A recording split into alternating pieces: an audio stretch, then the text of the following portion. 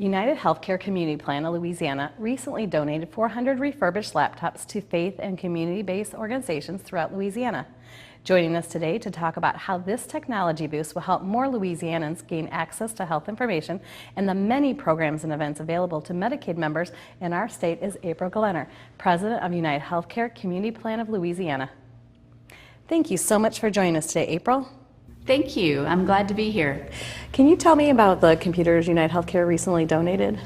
Yeah, I'd love to. So recently, United Healthcare Community Plan donated 206 computers to community and faith-based organizations and schools, not-for-profits across the state. Most recently, we presented 206 computers to 7 organizations in Baton Rouge, and we did that at a presentation at the Madison Preparatory Academy in Baton Rouge in front of the whole student body, and we presented those computers to 7 organizations in Baton Rouge that will then use those computers to build computer labs and allow the vulnerable populations to access those computers. They're the laptops that United Healthcare is retiring, but still have a significant amount of useful life on them. So we take those computers, repurpose them out into the community where they can help those vulnerable populations get access. Well, that's really incredible. How do the students use the computers to interact, maybe to get some health information? Absolutely. So the school, Madison Preparatory Academy, where we did the presentation, built a computer lab where students can go and use the computers. They can access the internet. They can do research there for their school projects, about their health, and any topic that's appropriate for them to be researching and learning about on the internet. And the great thing is that bridges the gap of technology in some of the more vulnerable populations, and make sure that they have access to the technology and are, up to date and state of the art so that they can compete. Awesome. And then if we had some faith-based organizations or community-based organizations that wanted to learn about your program or possibly apply for the computers, how do they go about doing that? Sure. So to apply to get computers, the organizations can contact our Community Outreach and Marketing Director, Brad Grunmeyer. Okay.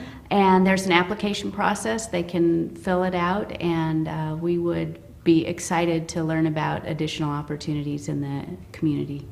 And how important it is for seniors to have access to the internet?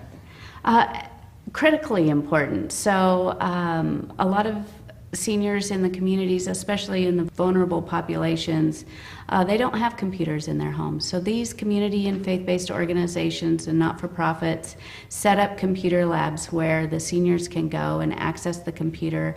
And they also have their staff on site that can help them use the computer and so on. And you might be surprised how many seniors are accessing the internet on a regular basis. It's a very large percentage of seniors that are internet savvy and using those resources available to them. So some of the stereotypes that we have are not necessarily true. They're very literate, and so it's great to be able to give them that opportunity and a place to access that's accessible in their own community. That's great. Can you tell me about what United Healthcare Community and State is doing with the Medicaid population? What kind of programs are you offering? Absolutely. So we have a community outreach team that holds events and educational sessions and programs on a weekly basis throughout the year across the entire state. So we have our staff lives across the whole state and holds those programs in partnership with community organizations, faith-based organizations, and those programs include educational materials where they can learn about how to get engaged in their own health, how to have healthy behaviors, learn about health risks and what they can do to mitigate those risks.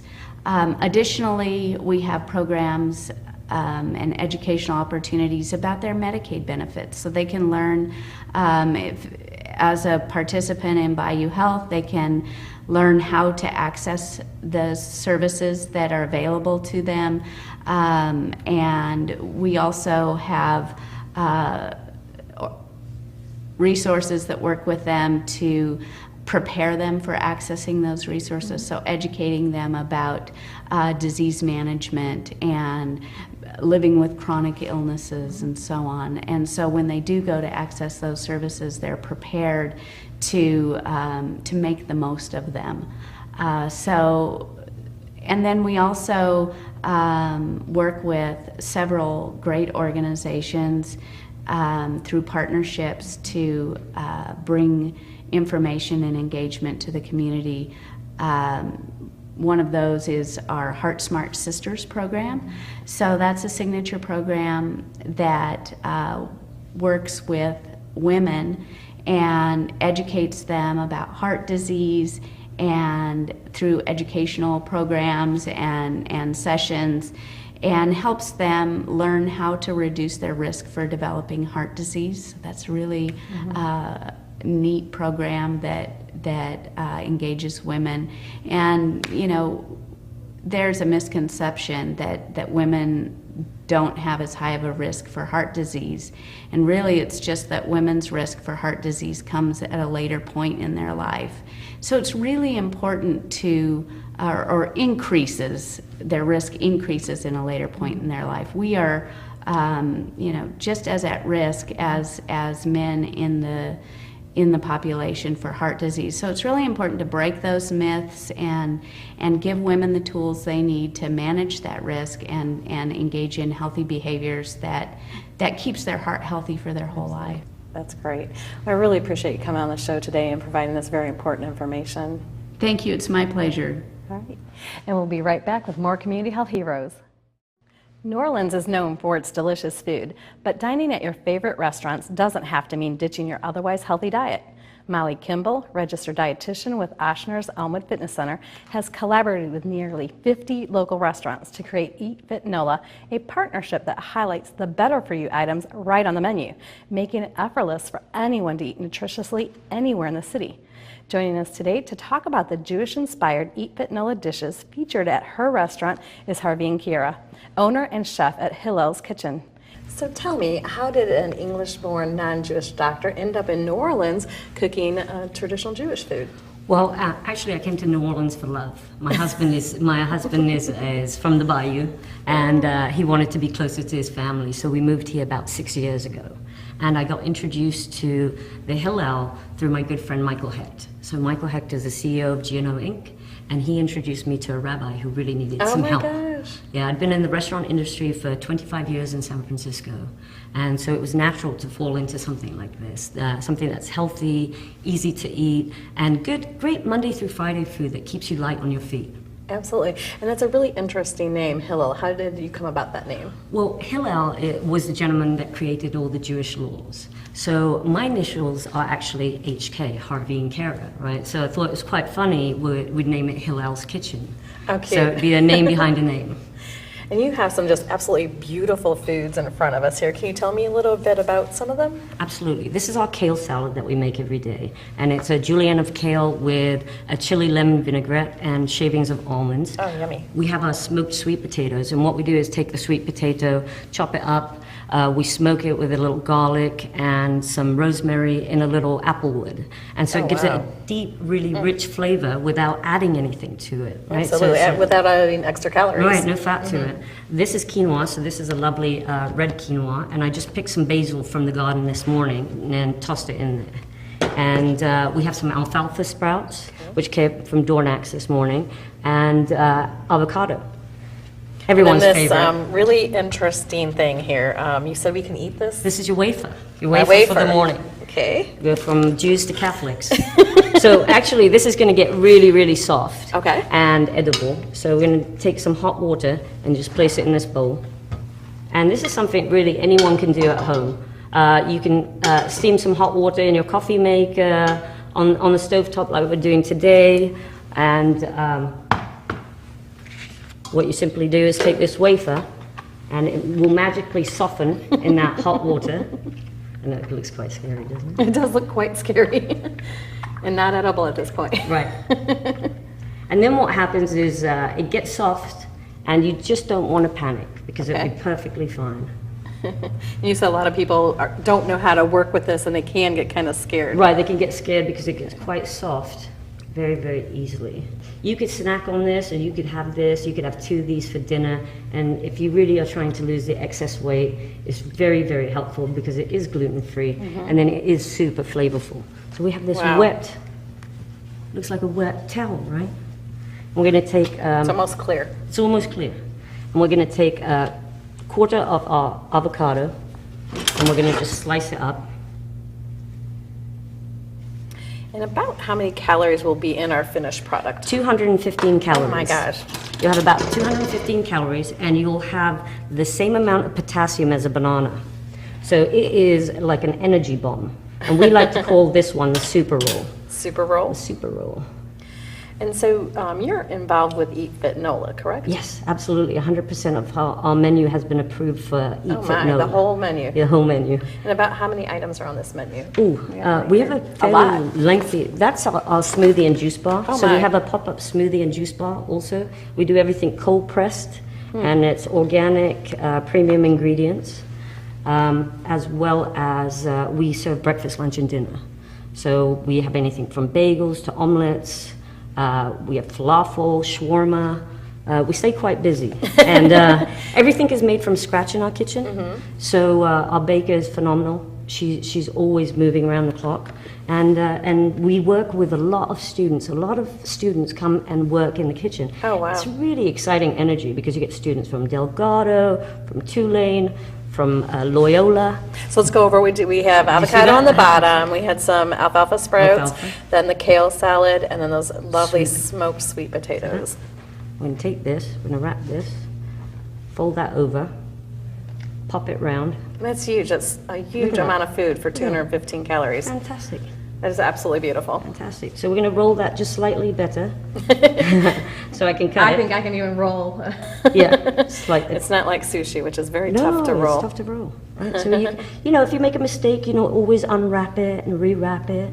It's forgiving. It's forgiving. It's forgiving. It looks scary, but it's really forgiving. I'm going to take that and then cut this, probably on the bias. And if, where's your restaurant located? It's at 912 Broadway. So it's on the corner of Broadway and Buth, or Birth, and it's on Broadway, right at I would say Fraternity Row. You know, where everyone's a little scared to go. So it really is, and I'll tell you, the students are charming that live in the neighborhood. They're absolutely lovely. Sriracha. Who doesn't love sriracha? Everyone loves sriracha. And this is actually a new item for our menu. So I'm sure as soon as I get back to the kitchen, Cece or someone is going to ask for one of these spring rolls. We like to serve it with a little sriracha, and we like to finish it with sort of a drizzle of pomegranate sauce. But if I wanted to know more about your restaurant, do you have like a website or online? We do. You can reach us at www.hknola.com. You can call us at 504-909-9919, and you can actually even text your order in, because we work with so many students. Text your order in. We're dealing with college kids. Yeah, and that's the thing. I think a lot of people think that the kitchen is only for college students. We welcome everyone. We would love to see community in our dining room. And we would love to visit you. Yeah, please come and see me. I really appreciate being on the show today. This is absolutely beautiful. I learned about red quinoa, which I did not know there was red, and I'm going to try this at home this week. Fantastic. You can do a little treat for your son when he comes to visit. Absolutely. Thank you so much for being here today. Yeah. Eat Fit NOLA is a proud partner of Fit NOLA, which was launched by the City of New Orleans in 2012 and was developed with broad community input. It provides a roadmap for our community to reach our goal of improving the physical and nutritional fitness for those who live, learn, work, and play in New Orleans. Join us next month when we will feature another fantastic local restaurant offering nutritious and delicious Eat Fit NOLA options. Stay tuned for more Community Health Heroes.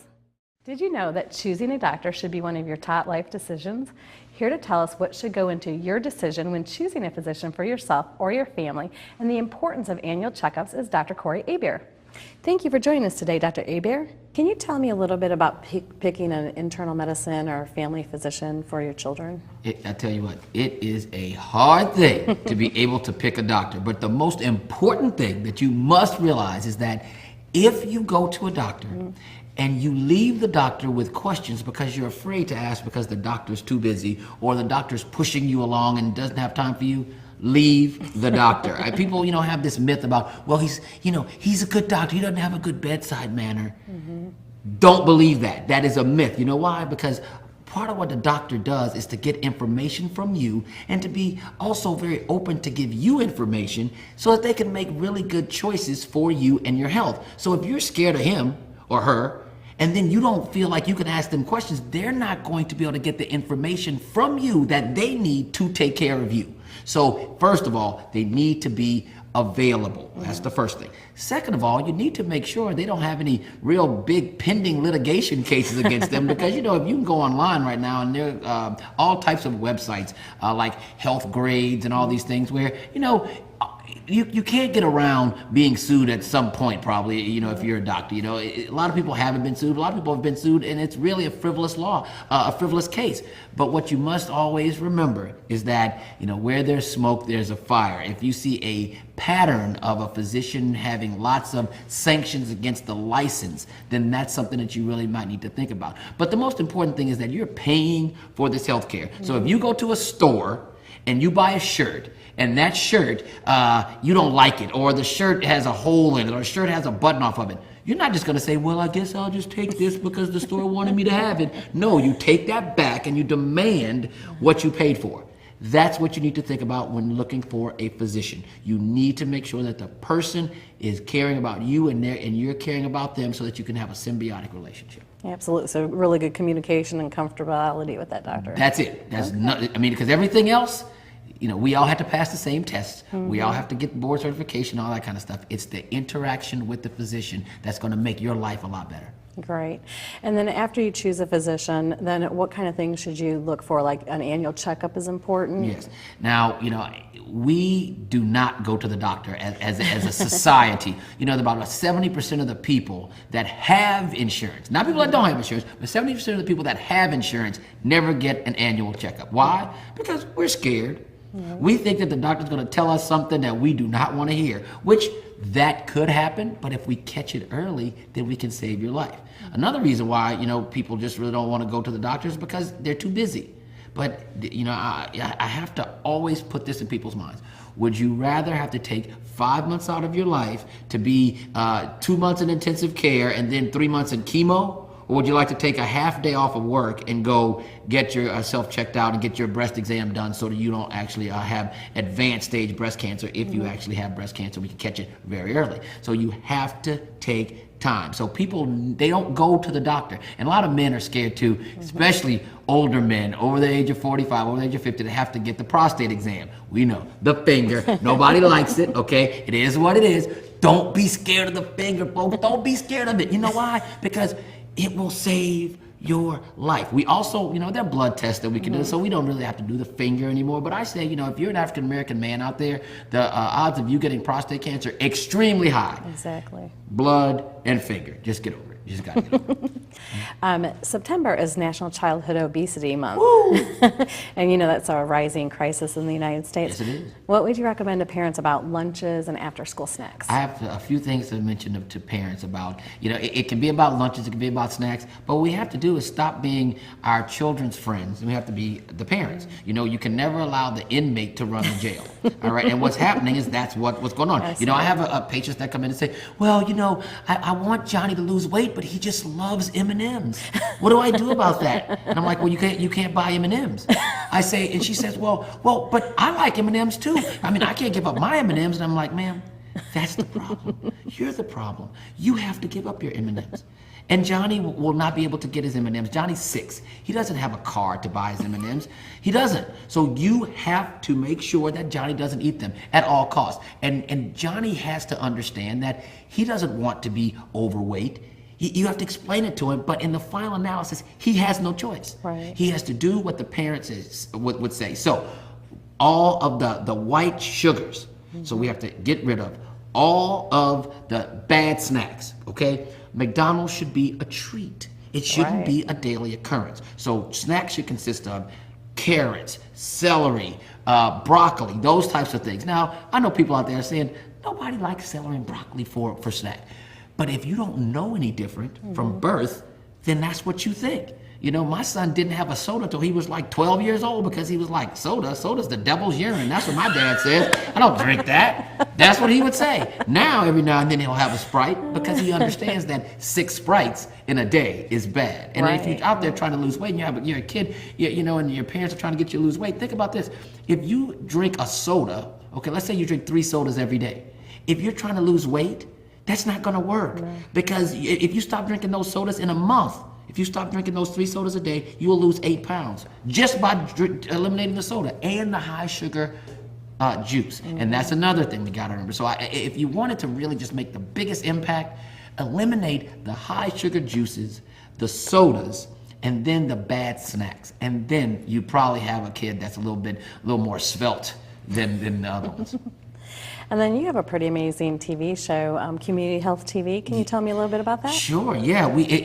That's our parent, okay? So, you know, Community Health TV came out of my crazy mind, okay? Because I realized that people really like to hear medical information given in a way that they understand it. And I know that sounds like a crazy concept, right? But it's really true because when we talk about otitis media, parents don't know what otitis media is, but they know what an ear infection is, and we have to say ear infection. We can't say otitis media anymore. So we have Community Health TV as our parent. We launched blackhealthtv.com, which is the first website that we rolled out. So if you go to blackhealthtv.com and you type in diabetes, you're not going to get a segment that talks about diabetes mellitus. You're going to get me saying, so you got sugar? Let me tell you what sugar is, okay? And so that's what people talk about when they talk about sugar in the African American community. They talk about diabetes, and it's called that. We just rolled out LatinoHealthTV.com, and so kind of the same things for the Latino community because everybody's health issues are about the same. The delivery of the information is what makes the difference. I mean, and you have to have an inspiring character to make a movement like that. I mean, in the 80s, we have a little fellow here named Richard Simmons. Nobody wanted to work out in the 80s. Then Richard Simmons came out, and he was like, come on, let's go. And he inspired the movement. He was no buff guy, but he inspired the movement because you have to have someone to inspire people to make a movement. And that's what we're trying to do with Community Health TV, inspire people to change because everybody knows drinking 8 sodas a day is bad. It's just who's going to inspire you enough to not drink them.